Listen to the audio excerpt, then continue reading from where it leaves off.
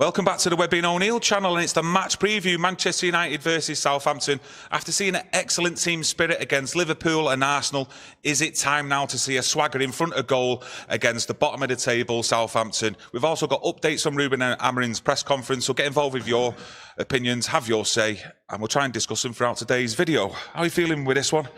Up for it, bouncer, expecting goals more importantly? I'm expecting goals, but I'm nervous.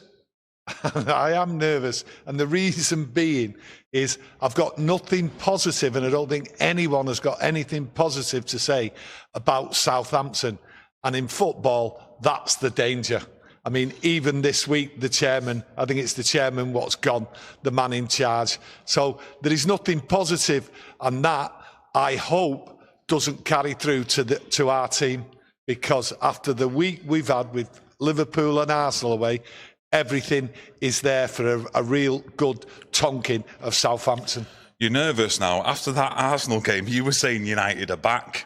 I mean, if United don't get the 3 points, that comment section after the game is going to be an absolute mess. Well, I'm telling you, after you saying United are back, I might even do a burn account of myself and saying, "Oi, O'Neill, you said we were back after Arsenal." You did mention to me I would get slaughtered after that comment, but I will say about that comment that we're back. What I meant was, and I did say it, that the football's back, the team spirit's back. There will be ups and downs, and my problem here is I hope the players are focused. Now, listening to Ruben Amorim, I think he's focused. He talks about the last 2 games. There was no expectations going into them games. This is a bigger game. He's going to learn more from this game, and I'm sure we will. I think with this game, what we need to see is goals, more attacking. If you look at the last 3 games we've played at home, we've been beat. It's not been positive.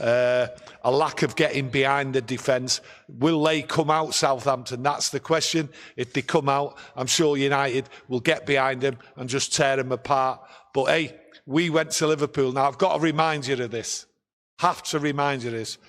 Everybody thought we was lambs to the slaughter going to Liverpool. Well, it's no different with Southampton coming here. And you've seen football results. They're very funny this year. You know what's going on. The results, they're not as we all expect. But we should expect a good, high-scoring game. I think 3-0. That's the way to look at it. No other way to look at it, to be honest with you. All right, okay. Let us know how you're looking at it in score predictions, which you can see already some of you is getting involved with that. Basrig from our members club says, "All right, my fellow Reds, I expect United to turn up the gas on Southampton and score goals with intensity and accuracy.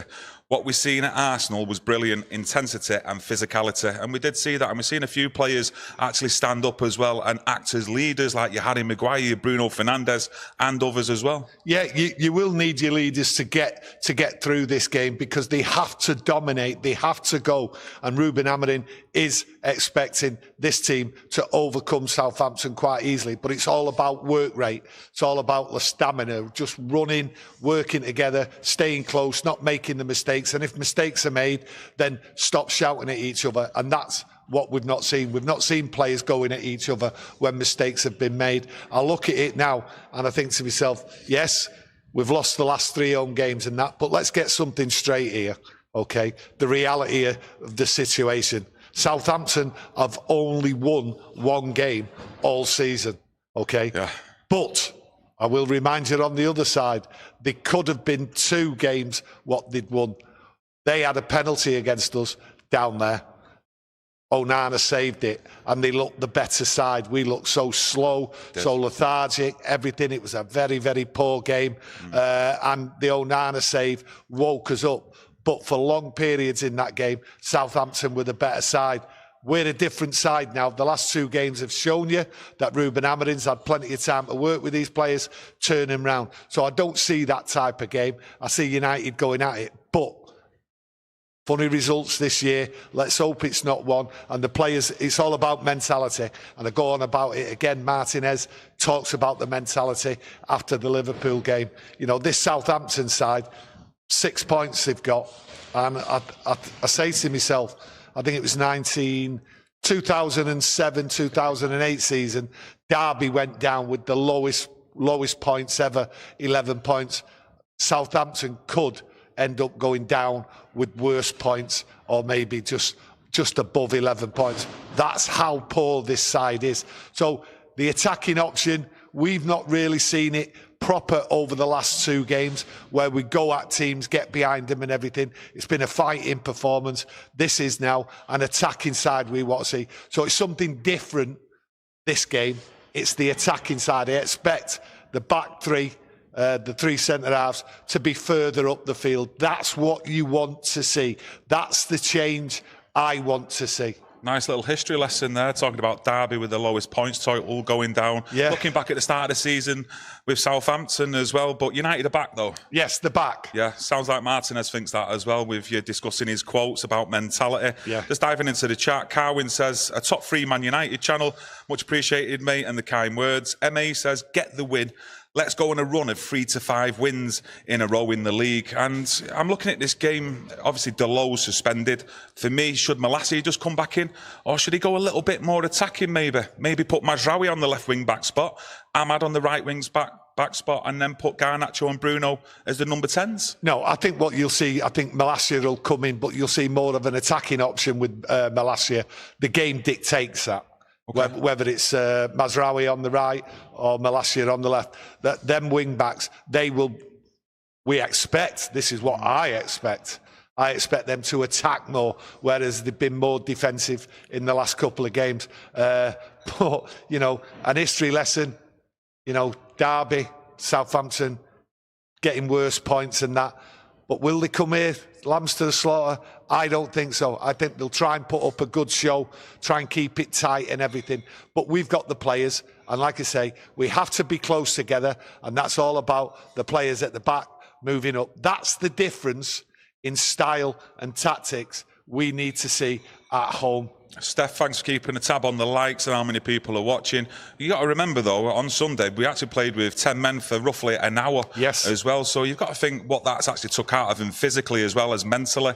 Do you expect him, though, to still start a strong side, especially with us then got another game on Sunday against Brighton?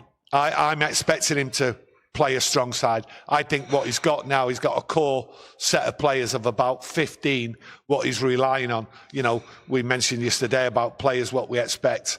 You know, the done, the finished, out of the club and all that. As you call them, the deadwood. Yeah, the deadwood, you know. But I think he's got them core 15 players, what he's going to work on, and then hopefully bring 1 or 2 players in. Yes, it's a strong side, and we want a strong side. We want to see, the fans are expecting here, they're demanding something.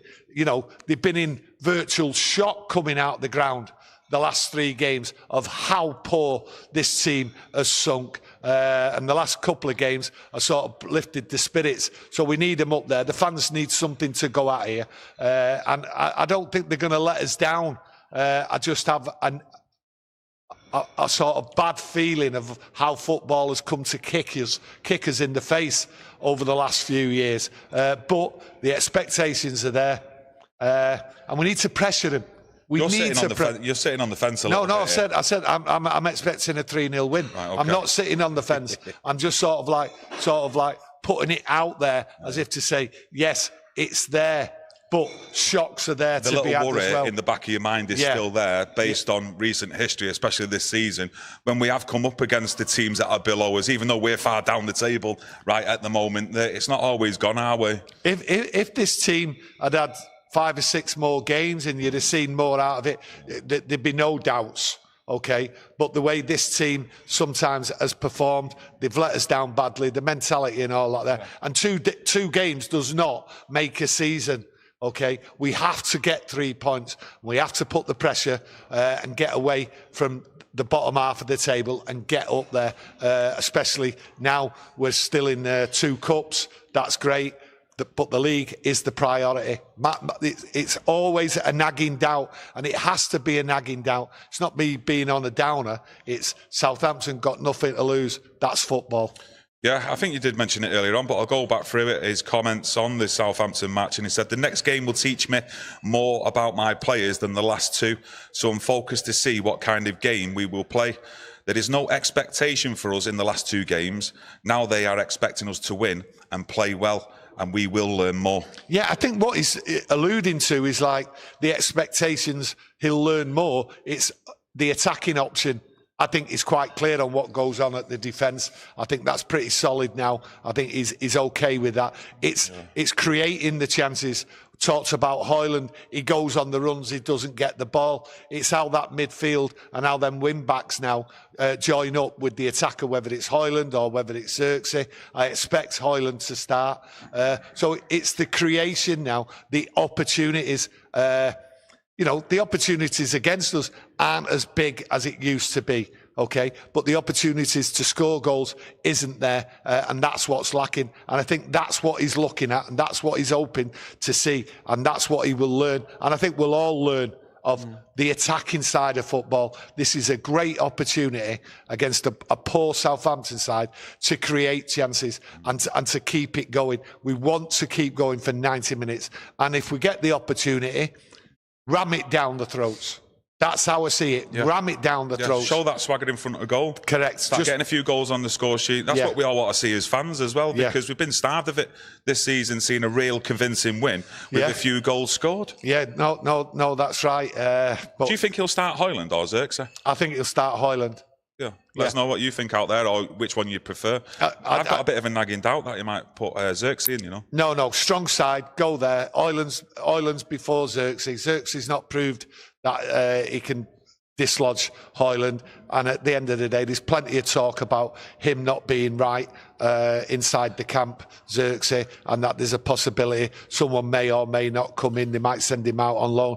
These are all rumours, but for me, it has to be Højlund. He's the one what was brought in the other year, very expensive, and he is the one for the future. That's how everyone sees him. And he's not had a good return, but he's not also had the ball. And that's what you're expecting now. You're expecting players to deliver and not keep hold of the ball for that extra touch. And that's where it's failing going forward and creating. But you have to get behind the full-backs today.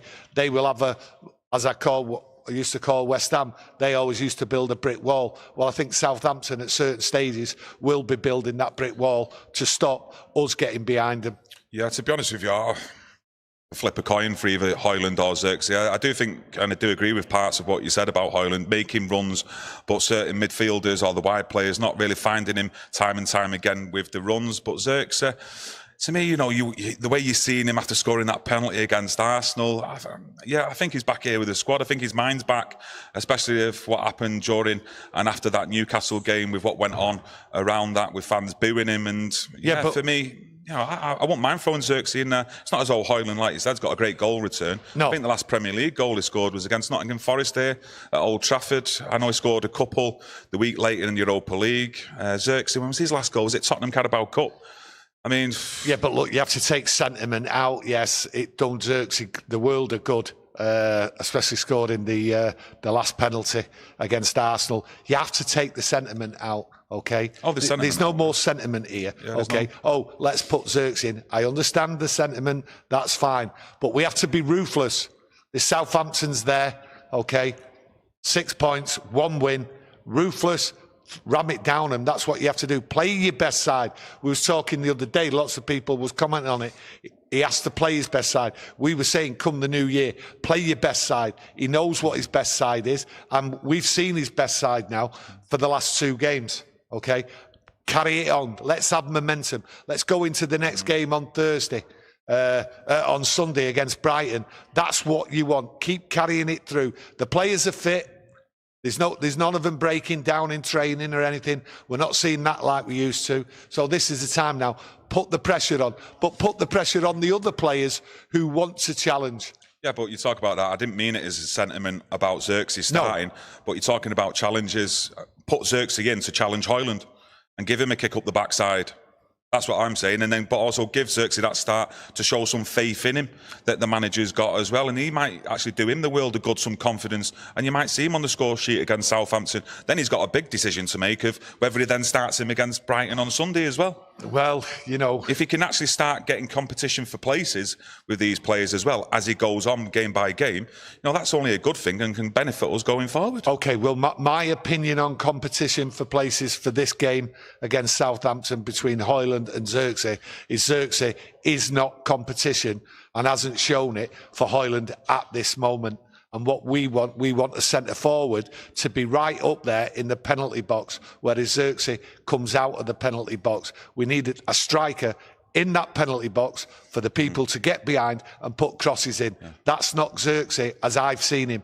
That's Højlund. And that's what we're expecting, a full attacking side tomorrow to go at it and to be in that box. And that's where you want Højlund. I don't think Xerxes is the man. I've not seen it from him. That's my opinion. Other people might have their opinion. Yeah, I think Xerxes maybe plays a bit better and gets more involved than Højlund does when the actual defence is playing like a low block. But when you do see United pushing further up with the back three, the back five, so to speak, you will see more combinations and link-up play than with the centre forward, who normally is then Højlund. So against Southampton, bottom of the league, you won't expect Man United surely to play a low block. You want them at least 10, 15 yards further up the pitch than what we've seen against Arsenal and Liverpool. Yeah, and I know, but I just look at it and think, right, 3-0, got to do it. And I look at United are back. Well, United are back. United are back. Come on, United are back. I just look at Ruben Amorim today. He's confident.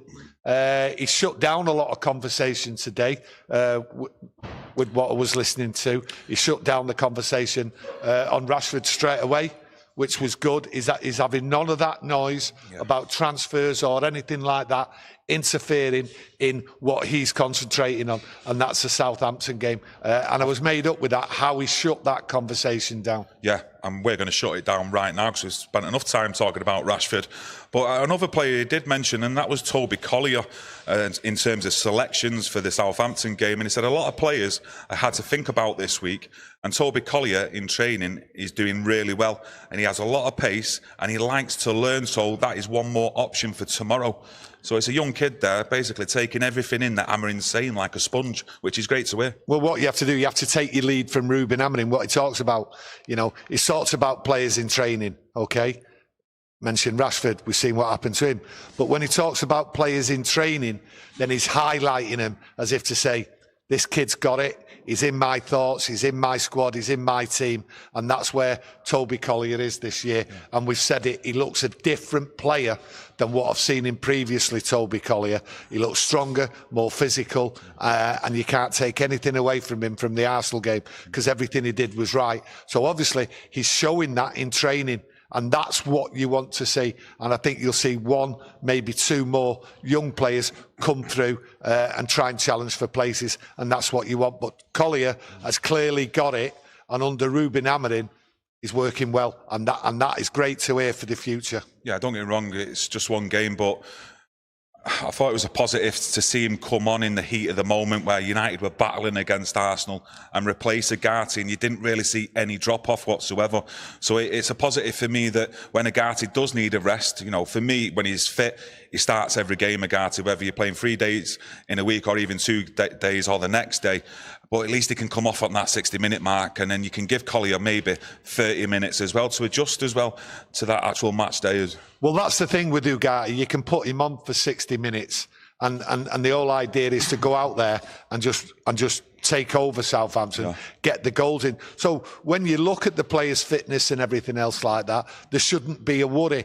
What you have to do is go out there, get them goals, then start bringing your players off. We've got loads of players on the sideline. There's 5 substitutes to be used, and quite rightly, bring Toby Collier on, get a couple of goals. He's got his game time. He will improve and other players get the rest. I expect all substitutes to be used here, but we have to get them goals, and an early goal will set the tone for the fans and everything else. Who's starting tomorrow though? Bayinde or Onana? Let us know what you think. What do you think? Well, Onana's the number 1 goalkeeper, will be the number 1 goalkeeper, and you may see Bayinde once or twice for the remaining of the season. That's how it is. And with Onana, a lot of people still criticising Onana. Easy to do, to be honest with you. But Onana, the problem with Onana, you will see, and it will be dealt with at the end of the year. He has to improve. He has to improve. But realistically, we're talking about Southampton. Most of you out there are expecting us to smash Southampton. So realistically, would Onana really be doing that much tomorrow? You wouldn't expect so. Like we said before, challenging for places. Maybe he might start doing that with his keepers. You seen Arteta doing that, didn't you? Was it with Ramsdale and what's his face? The other keeper called for Arsenal, Rayo. Yeah, Rayo, I think it is. Yeah, but the thing is, you don't do that with goalkeepers. You're a fool if you do that with goalkeepers. That's how I see it. Most other people see that. You get your number one, that's it. He's got the confidence, Onana, and it's his place. By Indy, he'll come and get a couple of games. Like I say, the big question about Onana, he has to improve, and we have to see it. Some people don't think he has improved, but I think he'll have an easy game tomorrow, and really the pressure on Onana isn't there. It'll be there at the end of the season when someone assesses how he's been. Is he good enough to go forward? Like the same pressure on a lot of players what are there now. I've seen a lot of noise around Garnacho. Look at his actual performance against Arsenal. I thought it was a very positive one in terms of an actual team performance from him. Yes. Instead of trying to be that individual wanting to take the limelight, be on the back page of the newspapers the next day. Yeah, there's noise around him. I think it's just noise. I mean, once the transfer window opens up, whether it's in January or in the summer, you will always hear noise. The thing is, if it was, as I see it, if it was positive noise, as though like something was happening, you would have thought someone would have targeted Garnacho before the window opened and had private conversations, either with the club or with Garnacho's agent. That doesn't seem to happen. This, to me, is just pure speculation, like it is with a lot of players, to be honest with you. And I look around, and I still don't understand all the noise around Rashford, why it's been allowed to happen. You know, why would his agent fly round all over the place, right, talking to clubs, when you would have thought he would have prepared, because he knew, Rashford's agent, which is his brother, he knew before Christmas the writing was on the wall. So why didn't he talk to United and say, right, what's the deal? What is it you want? I'll go and try and find him a club, and I'll speak to the clubs and say, this is what they're prepared to do, and try and put you together and see if we can do a deal. That was never done. So it's all baffling me. I think this is just PR again with Rashford. As much as people will come back at me, okay, we're 2 weeks into it, okay, and Rashford knew, and Rashford told us, there's better challenges, bigger challenges ahead. That's what he's looking forward to. Before the transfer window opened, well, I'm just baffled by it all when it comes to this transfer window. Let's get back onto Ruben Amorim, and he talked about the pressure as well, and the pressure that was on him for the Liverpool match, the Arsenal match. But in his press conference, he was saying that he wants that pressure, and he expects his team to actually rise to that pressure again. It's as though he thinks that they actually perform better under that pressure than without it. It's the nature of the beast. To succeed, you have to have pressure. You have to soak it in, and you have to deal with it. Some people can't deal with it. If you've no pressure, then you're not seeing what's coming at you. You're not preparing proper. And he is the right manager. He's got the right temperament, and he's got the right temperament with the players, which we can clearly see now. They've turned round. They're all behind him, and he's giving them pressure. And what you want for the pressure, you want players being able to be put under pressure by someone in the wings ready to step into your place, and that hopefully by the end of the season we'll see that. But pressure is part of the game. You succeed with pressure. If there's no pressure, you fail, you slip up. So we need the pressure tomorrow. Steph, thanks for keeping a tab on the likes. 101 live likes at the moment. If you want to support the channel, please leave a like on the video, as you know it's much appreciated. Score prediction then, he's sticking with a 3-0? I'm going to stick with 3-0. I think 3-0. Get an early goal and then get 2 more, make the substitutions. That's how I see the game. And then we can ease off so no one gets injured in the last 20 minutes. That's easy. I could have wrote that down anywhere, right? But football's not like that. So I'll sort of remind you, there's been some funny results this year, but I'm positive 3-0. That'll do me fine. Yeah, I'm just interested to see what team he actually starts for this game, considering how many minutes they put in against Arsenal with 10 men. Then you go into Sunday as well against Brighton. I'm always in favour of starting your strongest team possible, then obviously making substitutions during the game in the second half, depending on which way it's going. But let us know what your team selection is, your score predictions. Thanks for joining us. Your score prediction? Yeah. Tricky again. He's done it again. I've caught him a few times, right?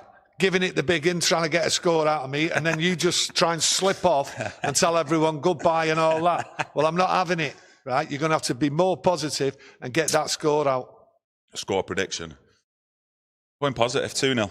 2-0. I'd be happy with a 2-0 now. Yeah? Yeah. Okay. Build on the performance, the team mentality, the spirit. Get a couple of goals. I just want to see one of our centre forwards get a goal. Right. I think Højlund or Xerxes desperately need a goal. Yeah. So as long as one of them get on the score sheet and we get the 3 points, I'm happy. Well, we've just been talking about pressure, so don't keep the pressure on me with just the score result. So in future, I'll be right on him, don't worry. There's always pressure on me, don't you worry about that, to perform. But yeah, I'd just like to thank every one of you for joining us. We'll be back straight after the game tomorrow with a match reaction, with the 3 points as well. United are back, and you come and join us, get that notification on, and we'll see you straight after the game. Thank you. Thank you. Thank you.